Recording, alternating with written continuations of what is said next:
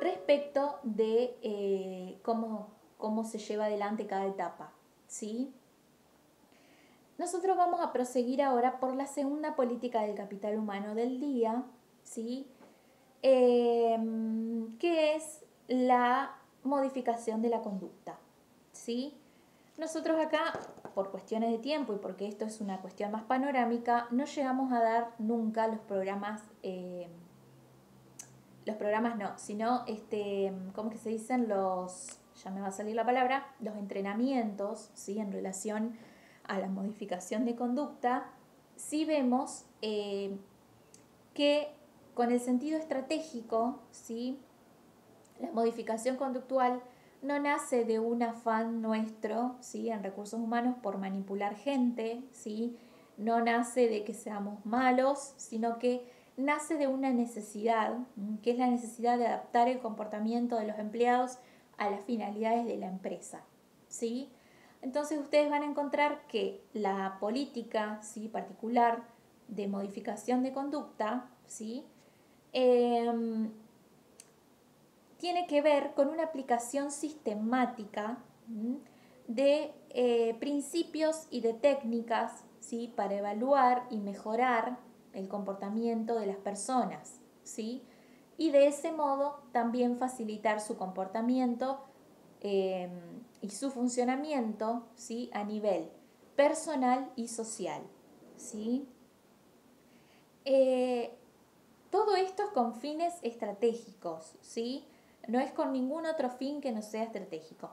Para modificar conductas, ¿sí? La modificación de la conducta no solamente se lleva a cabo cuando hay conductas problema en los empleados, ¿sí?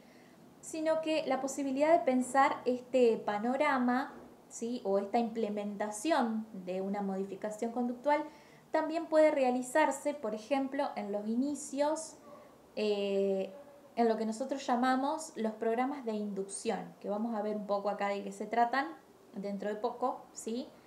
Pero la inducción es un término generalmente nuevo por acá, quizás en inglés tiene como otra sigla, ¿sí? Pero son lo mismo, que tiene que ver con la reciente llegada, ¿sí? De alguien a trabajar en la organización. En los procesos de inducción también utilizamos programas de modificación conductual para hacer que las personas aprendan algunas de las cositas que no sepan, ¿sí? Para entrar a trabajar acá, ¿sí?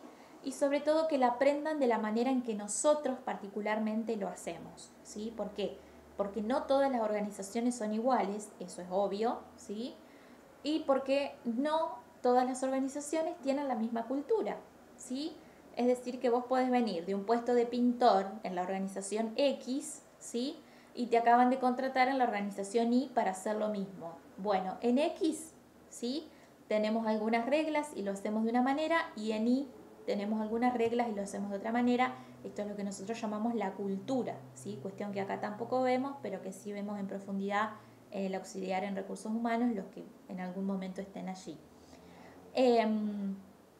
Entonces, para modificar una conducta, ya sea en inducción o sea en algún problema, ¿sí? Se debe seguir un esquema. El esquema tiene 4 pasos, ¿sí? ¿Cuáles son estos pasos? En primer lugar, la recogida de información, ¿sí? En segundo lugar, la evaluación de la conducta. En tercer lugar, la aplicación de la técnica. Y por cuarto y último momento, la evaluación, ¿sí? ¿Qué entendemos por el primer paso, que es la recogida de información? Que una vez determinado el individuo, persona o sujeto, ¿sí? Que podría estar presentando alguna cuestión comportamental, ¿sí? Uno puede observarlo, ¿sí? Es decir, observé o me comentaron, ¿sí? Que Pepito llega tarde todos los días. Bueno, no le voy a ir a decir directamente a Pepito que llega tarde todos los días y llega además molesto y agresivo todos los días, sino que en la parte de la recogida de la información lo voy a observar a Pepito, ¿sí? Lo voy a observar insidiosamente todos los días sin decirle nada, ¿sí?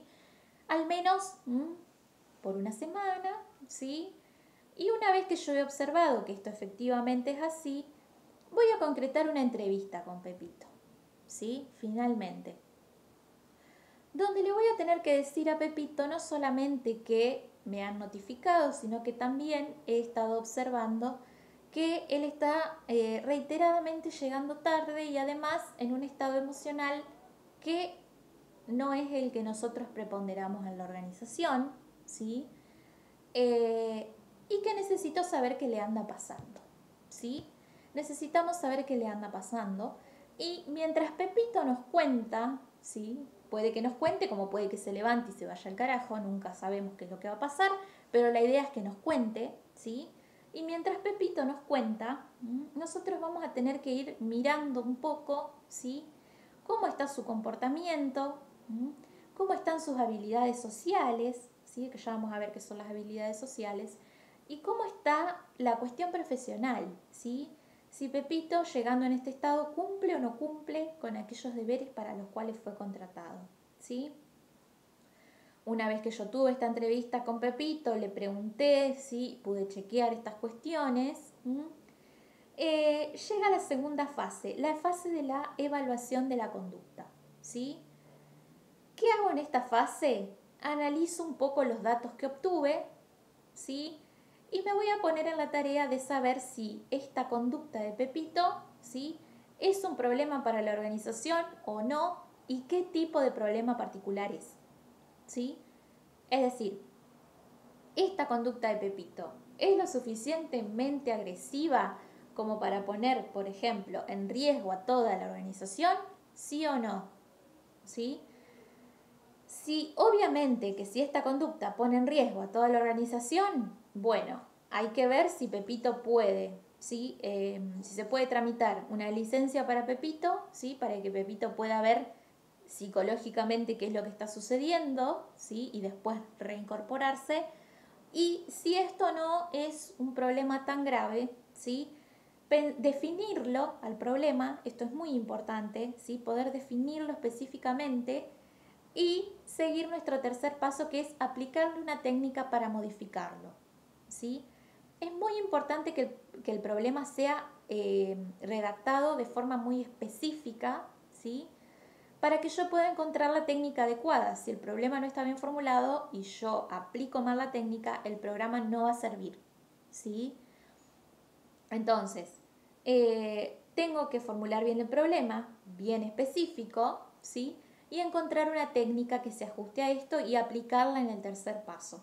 En el cuarto paso se hace el seguimiento, ¿sí? El seguimiento es al menos un mes, donde yo voy a chequear si la técnica está o no está funcionando, ¿sí?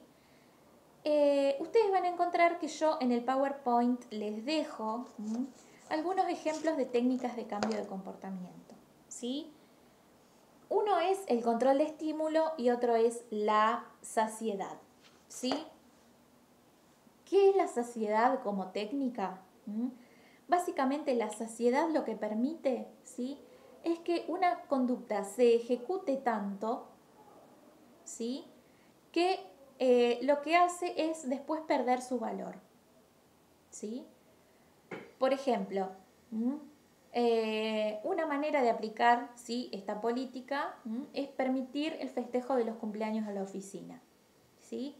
Entonces yo les digo, sí, pueden festejar el cumpleaños en la oficina, no hay problema. Y resulta que de repente todos cumplen en mayo, ¿sí? La gran mayoría, o al menos 4 o 5 cumplen en mayo. Son todos de Géminis, ¿sí? Eso ya es un problema de por sí. Después, de repente, empezamos a festejar, ¿sí? Viene el primer cumpleaños y todos terminamos una hora antes, le cantamos, trae la torta, festejamos, ¿sí?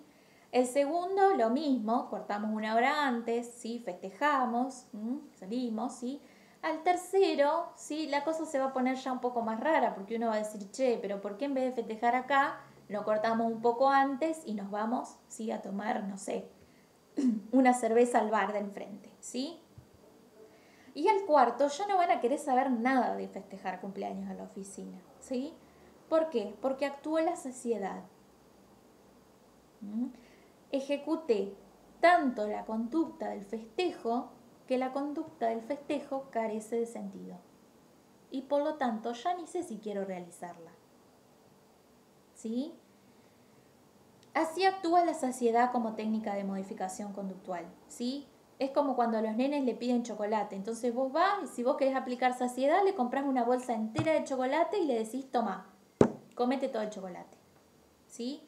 ¿Qué va a pasar? Probablemente se va a comer todo el chocolate, ¿sí? Acto seguido probablemente se va a enfermar, ¿sí? Y acto seguido probablemente nunca más va a querer ver un chocolate. ¿Mm? Así actúa la saciedad. ¿Sí? Esto es muy extremo lo que digo igual, ¿no? Pero para que se den una idea, no está bueno comerse una bolsa de chocolate solo.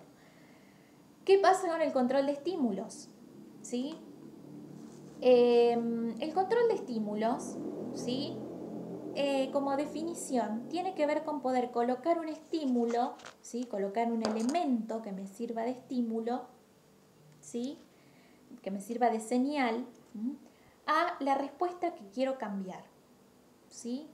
La mayoría de nosotros siempre está expuesto a control de estímulos y no se da cuenta. Pero muchos controles de estímulos se utilizan en forma de carteles, ¿sí? De papel o de carteles luminosos.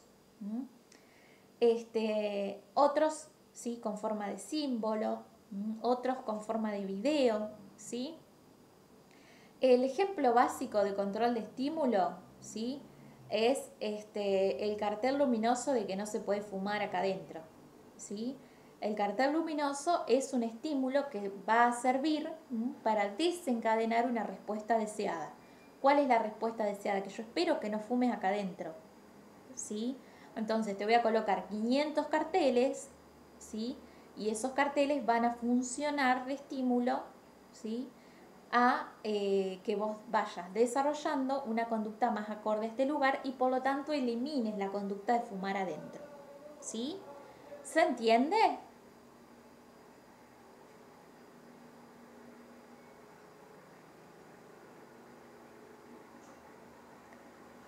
Bien, ¿cómo vamos hasta acá?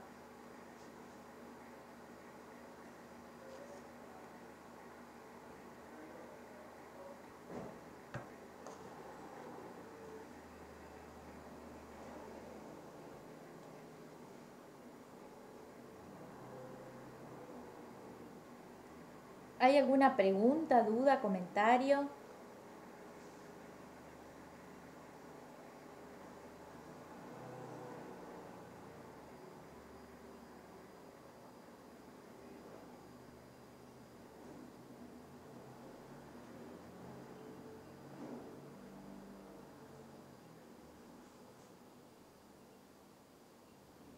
¿No? Bueno, la pueden ir dejando en el chat, ¿sí? No hay problema. Otra de las políticas del capital humano que ustedes van a ver, ¿sí? Es la gestión del conocimiento.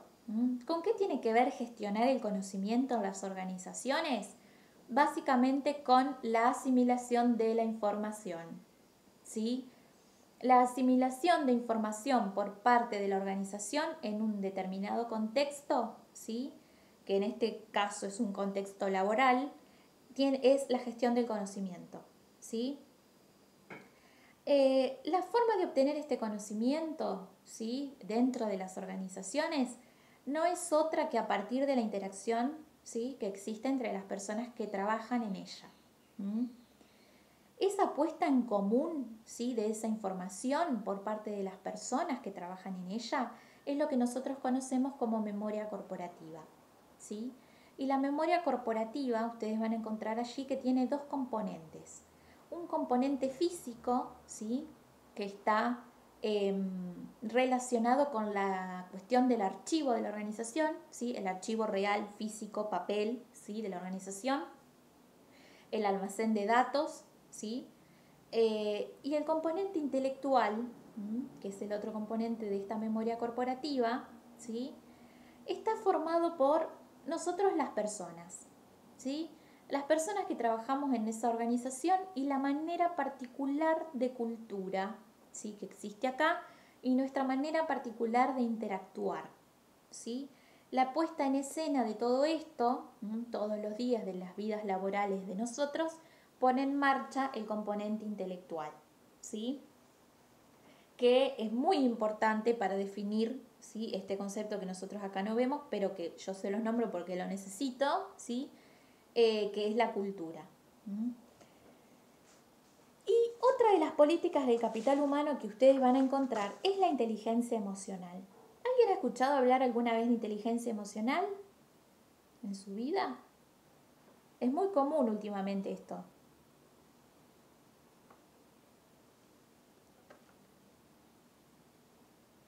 Sí, por ahí alguien.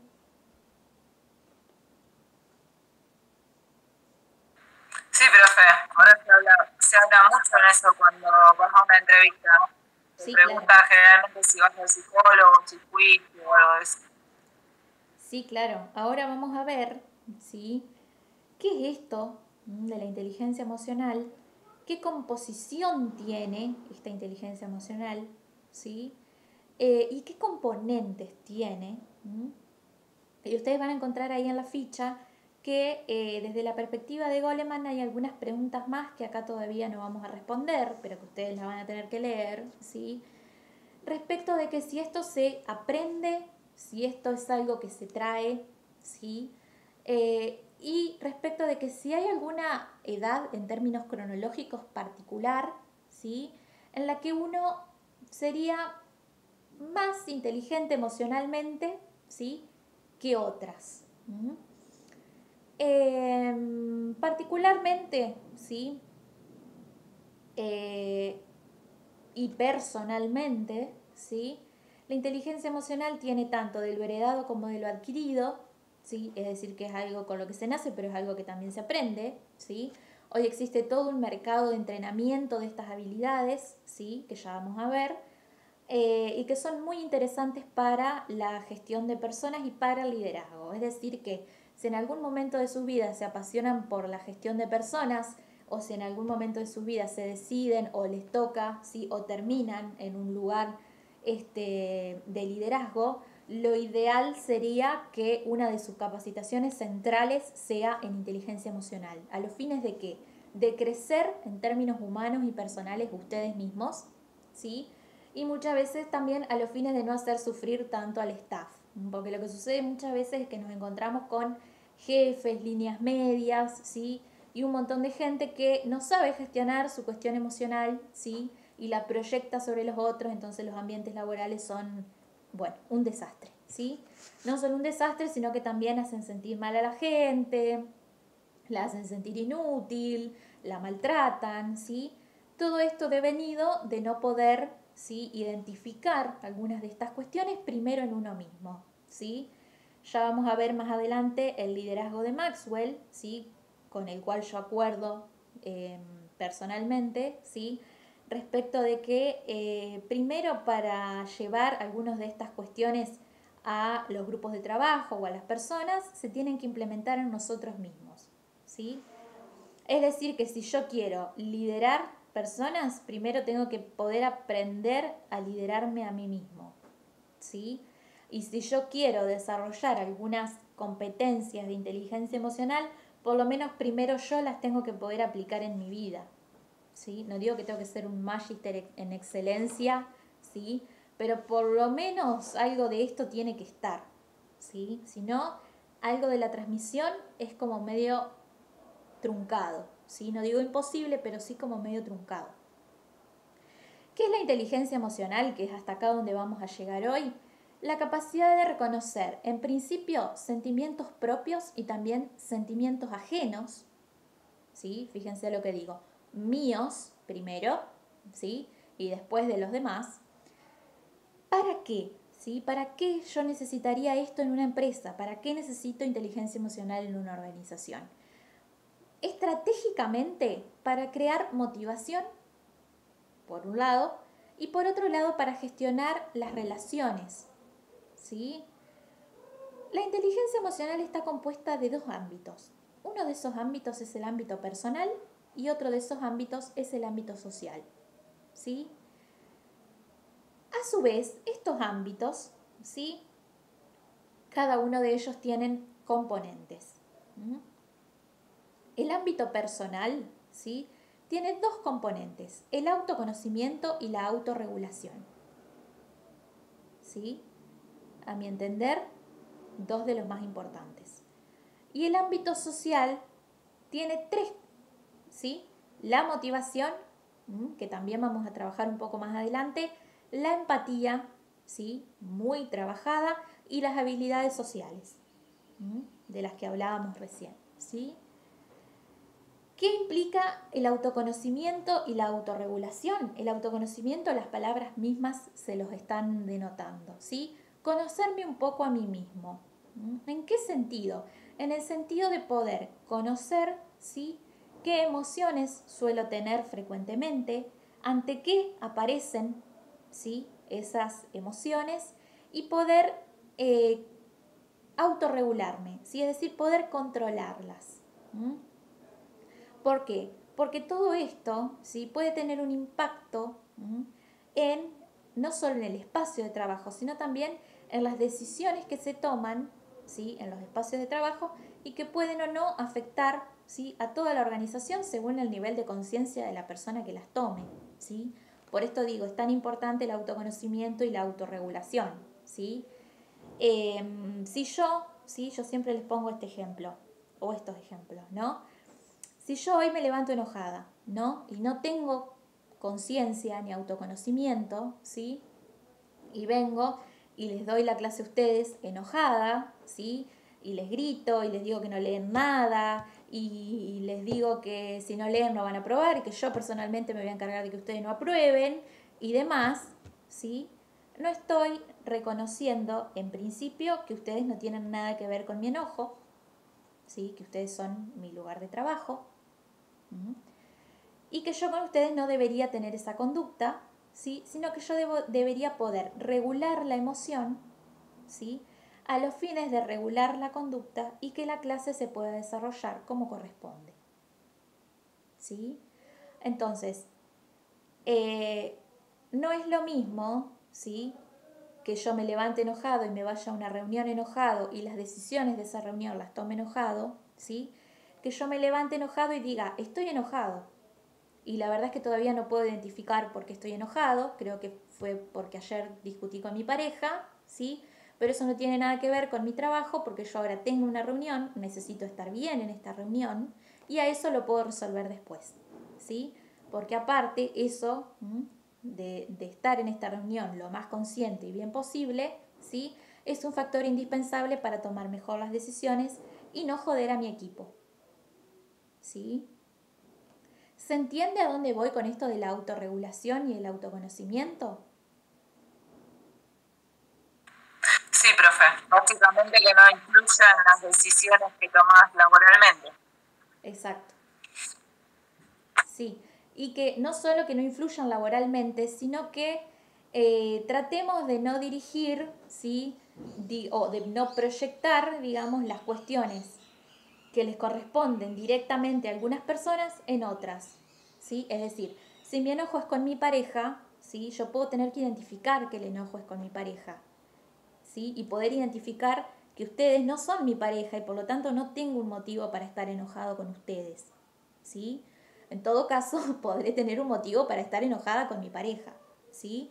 Que no corresponde que lo hablemos acá, porque eso, ¿sí? Es parte de mi vida personal y yo acá estoy trabajando, ¿sí? Entonces, poder autoconocer de dónde viene esa emoción, poder regularla, poder tolerarla, poder comunicarla después, es decir, poder hablar después con mi compañero de trabajo que me hizo enojar, o con mi jefe, ¿sí? Con el cual no estoy de acuerdo, o con mi pareja con la cual traigo el enojo después y poder explicarle esto, ¿sí? Forma parte un poco de la descarga esperada de la emoción, ¿sí?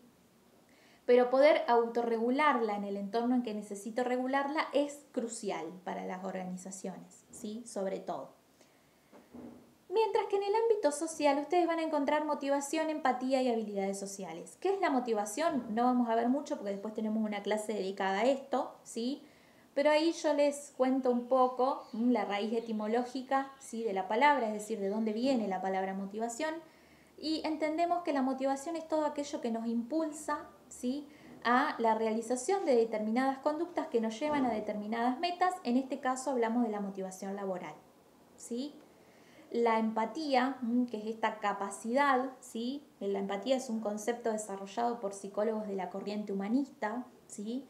Cuyos fundadores en algún punto son Carl Rogers, ¿sí? Carlitos Rogers y el señor Abraham Maslow, o Maslow, como ustedes lo habrán visto ya en administración, y que acá vamos a retomar, ¿sí? Esa pirámide para hablar un poco de la motivación del personal, ¿sí? Pero la empatía, ¿qué es? ¿Sí? La empatía ustedes la habrán conocido como esa capacidad, ¿sí? Esa habilidad de poder ponerme, ¿sí? En la piel del otro, o como se dice muy frecuentemente, en el zapato del otro, ¿sí? Entonces, a partir de eso, poder comprender qué es lo que al otro le pasa, ¿sí? Daniel Goleman va a decir que esto está bueno, después vamos a ver Daniel Goleman también, pero que la empatía no es solamente eso, sino que hay que poder ir un poco más allá, ¿sí? ¿Cuál es el ir un poco más allá de Daniel Goleman? Bueno, ponerme en el zapato del otro, saber qué es lo que siente el otro, ¿sí? Ser humanamente con el otro, pero también poder ofrecerle al otro una mirada desde otro panorama, ¿sí? Y una solución para eso que está sucediendo, ¿sí? ¿Por qué? Porque si yo me pongo en tu zapato y te digo, sí, debes estar enojada, sí, debes estar triste y te entiendo porque a mí me pasó, ¿sí? Me estoy quedando en lo que pasó y en la queja y en el mal, ¿sí? Y no estoy accionando. Entonces, lo ideal, dice Goleman, sería poder también seguir esto con ¿qué podemos hacer? ¿Sí? ¿Qué podemos hacer para llevar esto hacia un cauce y que ese cauce sea productivo? ¿Sí? Mientras que la habilidad social es el último componente de este ámbito, ¿sí? Social, y que tiene que ver con la capacidad de generar relaciones sociales, ¿sí?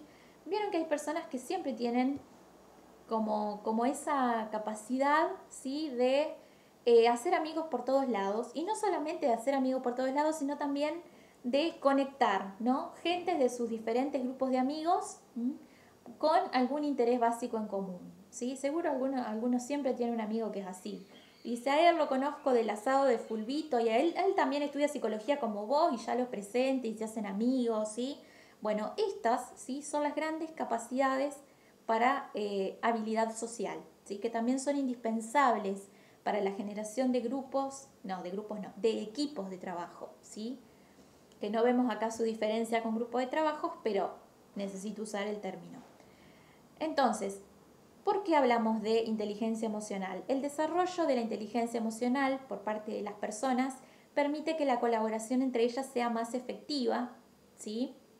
Que la organización sea más productiva y que las personas también mejoren su percepción respecto de ellas mismas, ¿sí? Lo hace a uno un poco más permeable también a la autocrítica, ¿sí? A poder, bueno, reírse de uno mismo, conocer nuestros límites, ¿no? Saber nuestra impronta, nuestro sello personal, nuestro estilo de trabajo, ¿sí? Bien, dudas, preguntas, comentarios. Me voy al chat.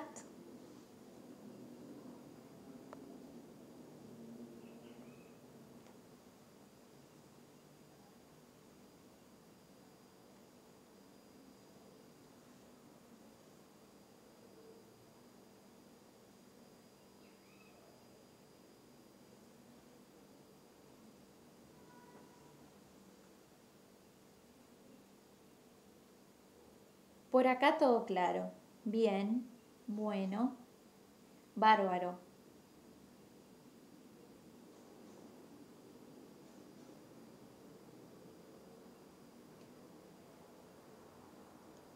Bueno, perfecto. En términos teóricos, hoy vamos a llegar hasta acá, ¿sí?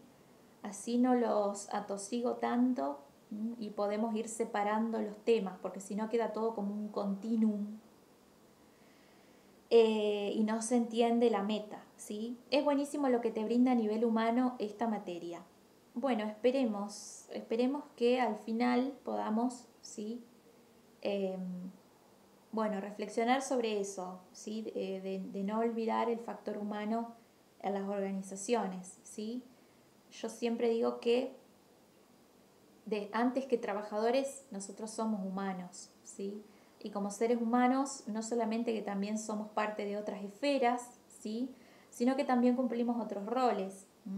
Somos trabajadores, somos amigos, somos madres, somos tíos, somos padres, o abuelos, dirigentes, ¿sí?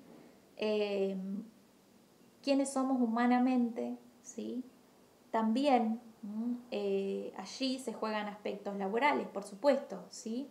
Pero nunca hay que olvidar que siempre trabajamos con otros, ¿sí? Y que esos otros son humanos. Entonces hay componentes que tenemos que empezar a ver, ¿sí? Acá vamos a hablar todo el tiempo de eso.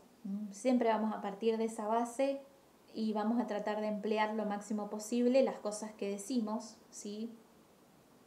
Porque la primera manera de empezar es empezar haciendo propio, ¿sí? El contenido. Como dice Maxwell, primero esto tiene que pasar por uno mismo, ¿sí? Si uno quiere después impartir un poco a los demás estas cuestiones. Estos son conceptos que ustedes van a encontrar que algunos son muy novedosos y aún no han llegado a este país, ¿sí? En su aplicación. Entonces, nosotros somos, en alguna parte, yo siempre lo digo también en el curso de recursos humanos, una manera de plantar semillas que crezcan a futuro, ¿sí? Con nuestras acciones y nuestras maneras de ver, las maneras de trabajar, ¿sí? Y las maneras de gestionar personas en las organizaciones, a los fines de hacer, ¿sí? El trabajo un lugar más ameno para cada uno de nosotros, ¿sí? Bien, dudas, preguntas, comentarios.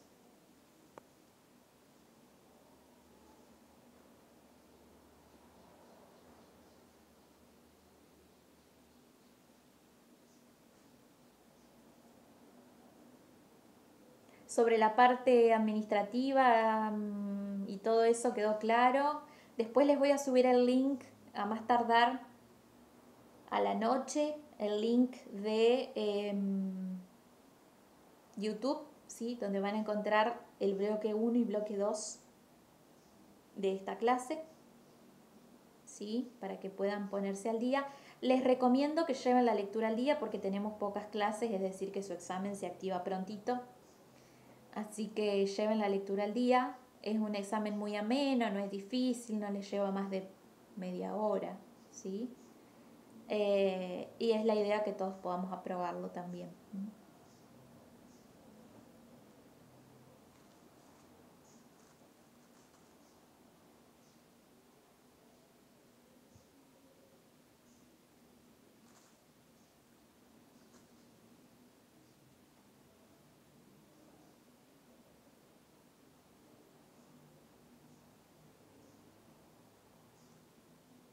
Bien, bueno, si no hay más dudas, ¿sí? Y si a ustedes les parece, vamos a dejar acá por hoy, ¿sí? El introductorio.